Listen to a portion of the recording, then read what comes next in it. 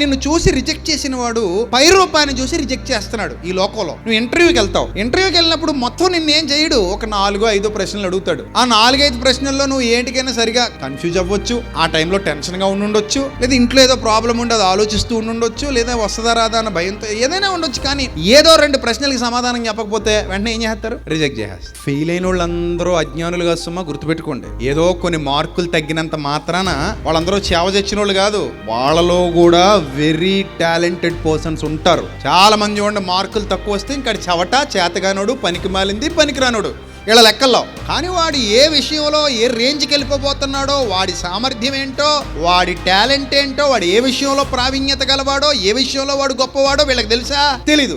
ఏదో దిక్కుమాలిన 4 మార్కులు తక్కువ వచ్చేసరికి ఇంక నువ్వు ఎందుకు పనికిరావు అంటారు అంతే. సచిన్ టెండూల్కర్కి మార్కులు రాలేదు మరి సరిగ్గా, మరి ఈరోజు ప్రపంచంలోనే ది బెస్ట్ క్రికెటర్ అని అనిపించుకుని రిటైర్ అయ్యాడు. మరి అతనికి మార్కులు రాలా, దాన్ని బట్టి అతన్ని లెక్కేసేస్తావా నువ్వు?